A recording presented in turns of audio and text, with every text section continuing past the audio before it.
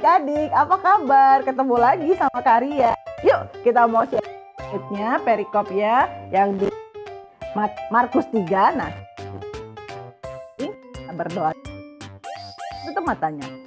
Bapak yang baik, terima kasih kami boleh kembali bersama-sama belajar firman Tuhan.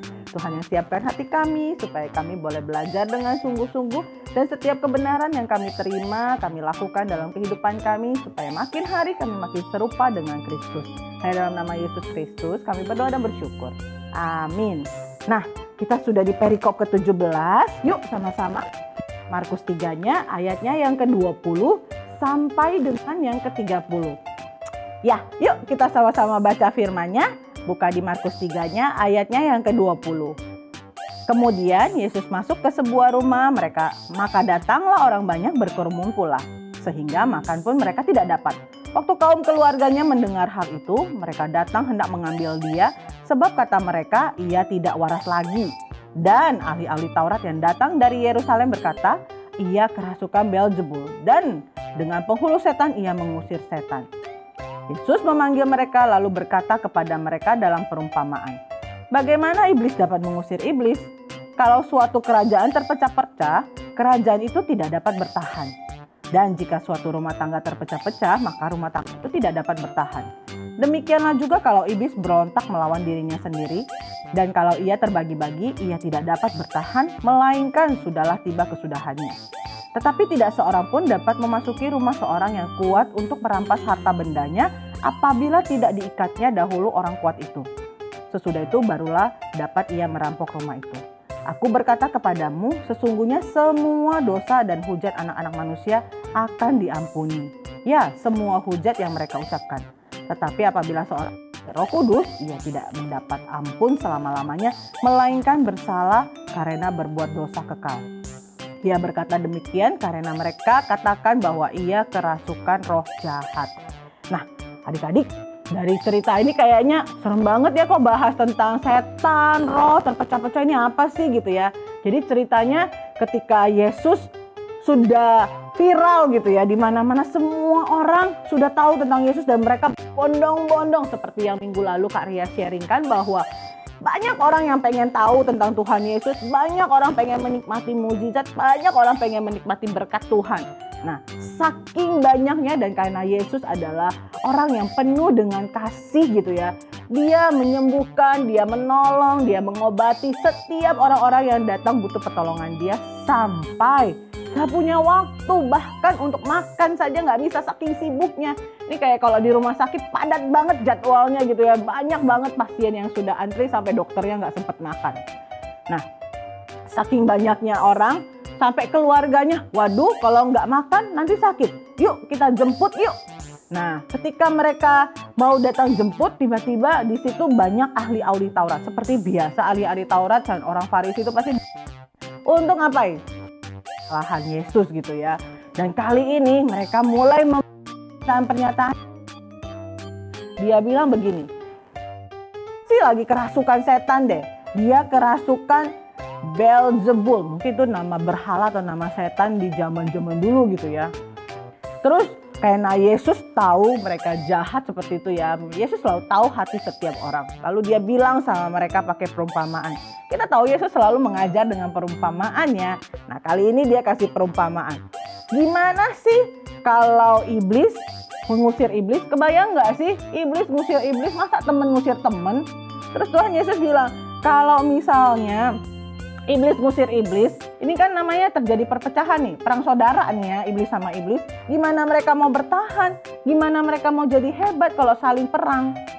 Terus pakai perumpamaan di rumah juga begitu. Kalau misalnya keluarga terpecah, gimana mau kuat, gimana mau utuh, gimana mau jadi keluarga yang sehat. Terus dikasih juga perumpamaan, kalau rumah itu yang punyanya kuat, terus ada orang yang mau datang ngerampok, dan orang yang kuat itu tidak diikat dulu, bagaimana bisa dirampok gitu ya. Nah, jadi Tuhan Yesus itu kasih perumpamaan supaya orang-orang dan ahli-ahli Taurat itu mengerti bahwa gak mungkin loh pakai kekuatan iblis atau kekuatan setan untuk mengusir setan juga kan. nanti mereka terpecah, nggak makin kuat, nggak makin hebat. Bagaimana? Jadi tuduhan-tuduhan itu salah gitu ya. Dari sini kita bisa belajar satu hal, bukan satu sih, banyak hal ya, seperti yang Kak Ria selalu sampaikan, banyak hal yang bisa kita pelajari dari setiap firman Tuhan. Kak Ria mau sharingkan 3 hal di dalam firman kali ini. Ada satu statement juga yang sangat luar biasa disebutkan di sini bahwa di ayat 28, aku berkata kepadamu sesungguhnya semua dosa dan hujat anak-anak manusia akan diampuni. Ya, semua hujat yang mereka ucapkan. Lalu ayat 29-nya, tetapi apabila seorang menghujat Roh Kudus, ia tidak mendapat ampun selama-lamanya, melainkan bersalah karena berbuat dosa kekal. Wah, menghujat Roh Allah itu sudah nggak ada ampunnya lagi. Kenapa? Karena Tuhan itu kan memberikan roh kepada kita gitu ya. Dan kalau kamu menyalahkan Roh Allah, terus siapa lagi yang mau nolong kita? Kamu salahkan pencipta kita, terus siapa lagi yang mau nolong? Yang menciptakan aja salah gitu kan, apalagi yang bisa dilakukan. Nah, jadi sudah nggak ada ampun. 3 hal yang mau Kak Ria sharingkan. Yang pertama adalah perlu sekali buat kita mementingkan orang lain di atas kepentingan diri kita sendiri. Kita lihat dari Tuhan Yesus itu selalu memberikan contoh teladan buat kita ya. Dia tidak mementingkan kepentingannya untuk istirahat, makan, senang-senang dulu. Tapi dia memenuhi panggilannya, yaitu menolong orang lain, menyelamatkan orang lain. Dia berikan hidupnya buat orang lain. Karena Tuhan Yesus ke dunia ini dikirim sama Bapa di surga ke dunia ini untuk kepada orang lain gitu ya. Dia harus istirahat, dia harus makan. Bukan berarti Kak Ria bilang bahwa adik-adik jangan istirahat, jangan makan ya. Enggak. Tapi kalau adik-adik diperhadapkan pada kondisi kepentingan saya dulu apa kepentingan orang lain ya. Nah, adik-adik harus tahu bahwa ada orang lain yang perlu adik pedulikan gitu ya. Lalu yang kedua, kalau kita menghujat yang namanya Roh Allah, itu sudah gak ada ampun. Jadi kalau adik-adik pernah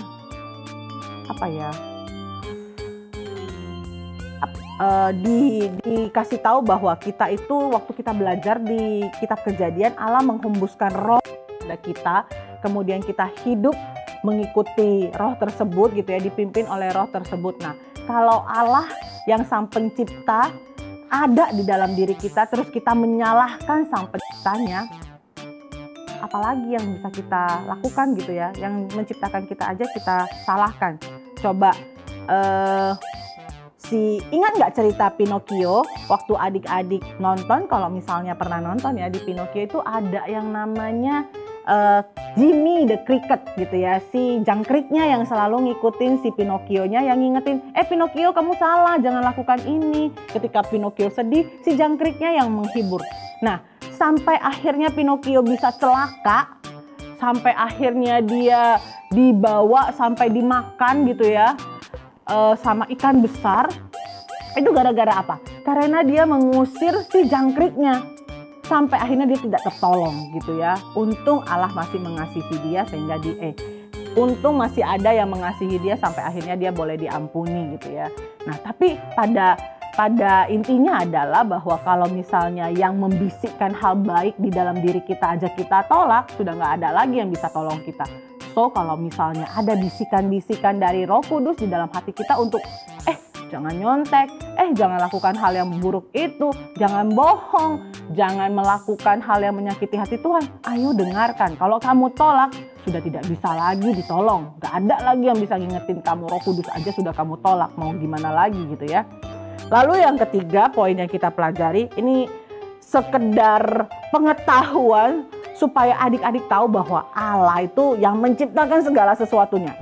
Gak mungkin kerasukan roh. Sama seperti yang dituduhkan ahli Taurat. Gak mungkin lah arah kerasukan roh gitu ya. Orang dia yang ciptain kok dia yang kerasukan sama yang dia ciptakan. Kan gak mungkin. Jadi tuduhan-tuduhan seperti itu hanya untuk membuat Yesus tampak jelek di mata orang lain gitu ya. Untuk mencari kesalahan saja supaya selalu bisa menuduh Yesus melakukan hal yang buruk. Jadi kita belajar 3 hal. Yang pertama adalah kalau ada kepentingan orang lain di atas kepentingan kita, ayo kita utamakan dulu kepentingan orang lain. Jangan selalu egois maunya kita sendiri. Terus yang kedua, kalau Roh Kudus berbicara kepada kita, kalau Roh Kudus mengingatkan kita, ayo terima, jangan ditolak. Kalau ditolak, nanti tidak ada lagi yang bisa menolong kita. Dan menolak Roh Kudus itu obatnya lagi kalau kata nggak ada obatnya lagi, nggak bisa tolong lagi gitu ya. Lalu yang ketiga, kita perlu tahu bahwa segala sesuatu tuh yang ciptain adalah Allah. Jadi nggak mungkin Allah kerasukan roh jahat, orang Dia yang ciptain semuanya gitu ya. Nah, dari sini adik-adik kita belajar banyak hal. Semoga setiap sharing firman ini menolong kita untuk semakin mengenal siapa Tuhan kita, siapa Yesus yang kita sembah, siapa Allah yang luar biasa yang selalu menuntun hidup kita, memimpin hidup kita, yang punya kasih begitu besar sampai Dia mau menyelamatkan kita manusia berdosa. Nah, yuk di pertengahannya kita mau berdoa, kita mau tutup sharing kita hari ini. Terima kasih Tuhan Yesus, kami mengucap syukur karena kami boleh kembali Tuhan ingatkan bahwa hidup kami selalu Tuhan ingatkan, sudah Tuhan titipkan Roh Kudus untuk boleh selalu menyadarkan kami kalau kami melakukan kesalahan. Kami juga mau belajar Tuhan untuk mementingkan kepentingan orang lain, tidak menjadi egois, kami mau peduli sama orang lain. Dan kami juga tahu bahwa Allah sang pencipta segala sesuatu, gak mungkin Allah melakukan hal yang buruk, tapi selalu melakukan hal yang baik buat kami. Terima kasih Tuhan Yesus, kami menyerahkan hidup kami sepenuhnya ke dalam tangan Tuhan. Tuhan yang sertai dan bimbing kami. Dalam nama Yesus Kristus kami berdoa dan bersyukur. Amin. Sampai di sini sharing kita. Tuhan Yesus memberkati. Dah.